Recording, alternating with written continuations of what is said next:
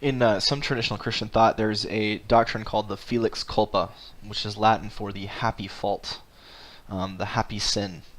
The notion that sin is something that's bad, but it's also something that we should be happy about because it has led to something that's actually really good. And I think that Julian of Norwich, and a lot of you picked up on this, is probably one of the best, makes most explicit the logic of how this works. Because as so many of you pointed out, I mean, the way that she tells the story of the servant is that it's the servant's, it's the servant's desire to please God, the servant's desire to see God glorified and happy and exalted. That is the reason that sin comes about. And then you might notice that the result of the sin is actually something that's really powerful. Because if the sin doesn't happen, then the incarnation doesn't happen. And the incarnation, the way Julian tells it, is it's Jesus, coming into hell. Like the very act of incarnation is Jesus being put into a system and a situation that's absolutely undesirable. And what we see then is that the incarnation is this tremendous act of love. And so if the incarnation demonstrates God's love in this way, then it seems like without sin, it would have been impossible, or it would have been merely academic to know what God's love is like, the depth and the majesty and the power of it. Without sin, and without therefore the incarnation, and without the crucifixion, the descriptions of the Lord just working so diligently and digging so furiously to retrieve the fallen servant, that activity would have been, it just would never have happened, and so we never would have known the depth and the height and the length and the width of God's love. And so sin's bad. Adam's condition is terrible once he's fallen, but the fallenness of Adam makes God's glory and God's goodness somehow visible in a way that it would have been possible without the fall, without Adam's fallen condition, without Adam's blindness. It's interesting, the turning away from God, the imagery that suddenly Adam can no longer see the goodness of the Lord, and it's the recovery of that is the good of Jesus' incarnation and activity to save. So, yeah, I mean, it's hard to say whether or not sin's a good thing, but it certainly is happy in some ways for the redeemed to have gone through it. Right?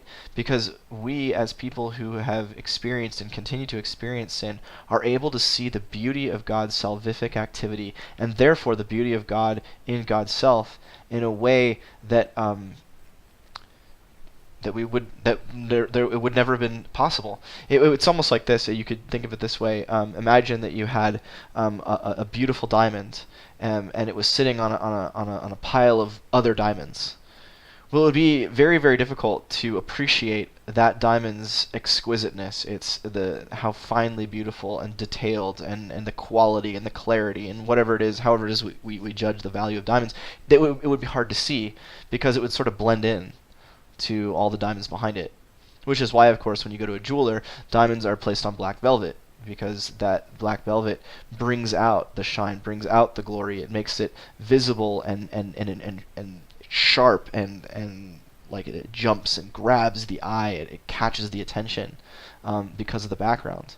And it seems that Julian thinks of sin in something like that way. The sin, the black velvet, makes possible the glorious diamond. It makes it possible to see the glory, the beauty of the diamond that is God's eternal, relentless love. So that's Felix Culpa, that's happy fault. It's Julian's portrayal of the happy fault. And it's a recognition that if you want to say that that sin is purely something human, it's purely something from us, that God maybe didn't intend it, which is an interesting thing to say, but a lot of people will say that God did not intend sin.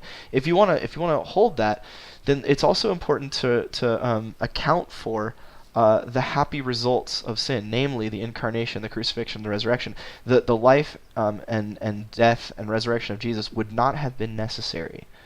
The God's glory would not have been displayed in that way, in that really compelling way, if there hadn't been sin.